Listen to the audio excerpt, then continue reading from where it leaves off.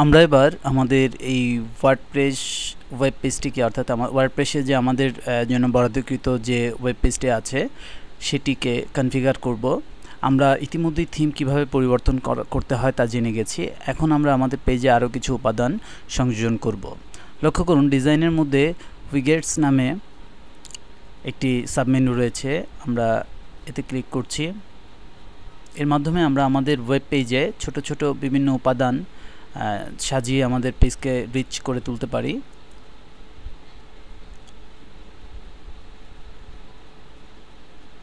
আমরা আমাদের ওয়েব পেজে এখানে লিস্টেড যতগুলো উপাদান আছে তা সংযোজন করতে পারি। চলুন আমরা দু একটি এক্সাম্পল হিসেবে করে দেখি। যেমন আমরা চাচ্ছি যে আমাদের ওয়েব পেজে একটি ক্যালেন্ডার অ্যাড করতে, তাহলে আমরা এই অ্যাড বাটনটিতে ক্লিক করব। মনে রাখবেন, আপনার ওয়েবসাইটে যদি একাধিক সাইডবার থাকে, অর্থাৎ ওয়ার্ডপ্রেসের ওয়েবসাইটে যদি একাধিক সাইডবার থাকে, তাহলে আপনার প্রত্যাশিত সাইডবারটি নির্বাচন করে নিতে হবে। আমাদের এখানে একটি সাইডবার রয়েছে, তো আমরা এটি এই অবস্থায় রেখে আমরা অ্যাড বাটনে ক্লিক করছি। অ্যাড বাটনে ক্লিকের কিছুক্ষণের মধ্যেই আমরা লক্ষ্য করছি যে এখানে একটি ক্যালেন্ডার অ্যাড হয়ে গেছে। এবার আমরা সেভ চেঞ্জ বাটনটিতে ক্লিক করছি, অর্থাৎ আমরা যে স্ট্রাকচারে যে পরিবর্তন করলাম সেটিকে সেভ করছি।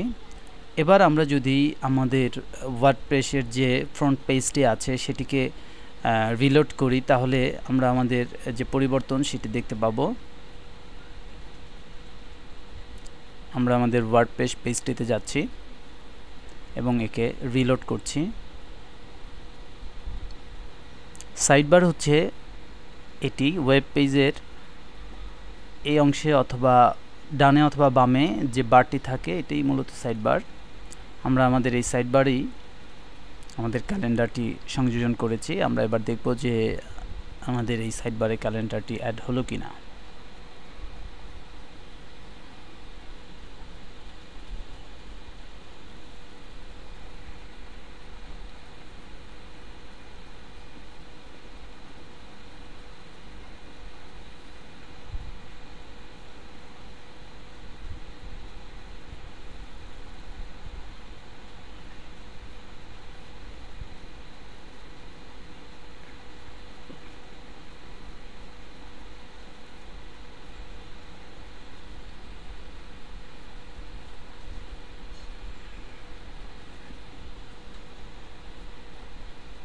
আমাদের এখানে একটি ব্ল্যাঙ্ক টেক্সট বক্স ছিল, যেটি আমি রিমুভ করে দিলাম এইমাত্র, এবং আমাদের পরিবর্তনটি সেভ করলাম। এবার আমি আমার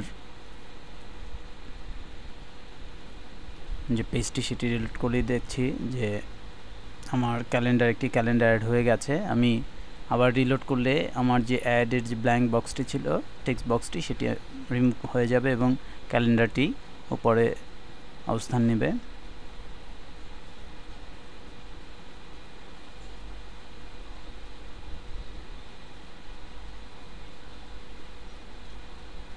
লক্ষ্য করুন, পরিবর্তন হয়ে গেছে। ঠিক একইভাবে আমরা অন্যান্য আরও অনেক উপাদান এখানে সংযোজন করতে পারি। আমি আরও দু একটি এক্সাম্পল দেখানোর চেষ্টা করছি।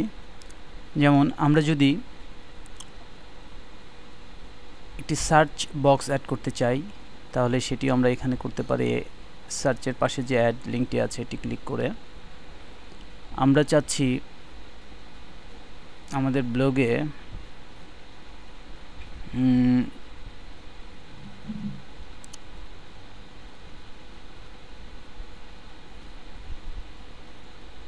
ক্যাটাগরির একটি লিঙ্ক রাখতে। আমি এটিতেও ক্লিক করছি এবং আমি যাচ্ছি সর্বোপরি একটি ভটপট ভিডিও অ্যাড করতে। আমি এটিতেও অ্যাড করছি। লক্ষ্য করুন, আমার এখানে অ্যাডকৃত যে অবজেক্টগুলো আছে সব এখানে দেখাচ্ছে। আমি এই অবস্থায়, অর্থাৎ কোনো কনফিগার ছাড়াই আমি এটা সেভ করছি এবং আমি পরিবর্তনটি দেখতে চাচ্ছি আমার ওয়ার্ডপ্রেসের ফ্রন্ট পেজে পরিবর্তন কি হলো।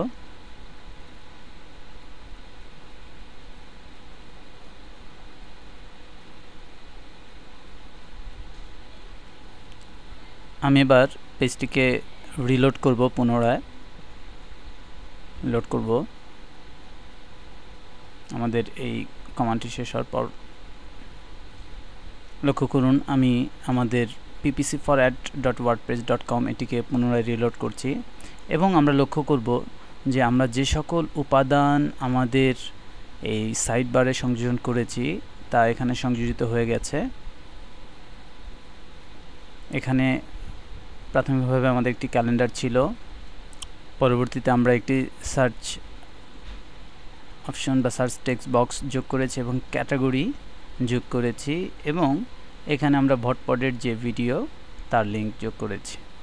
ঠিক এইভাবেই আপনি আপনার ওয়ার্ডপ্রেসের যে ওয়েব পেজটি আছে সেটাকে আপনি আপনার পছন্দ মতো, আপনি আপনার রুচি মতো এবং আপনি আপনার প্রয়োজন মাফিক সাজিয়ে নিতে পারেন এবং কনফিগার করে নিতে পারেন। ধন্যবাদ।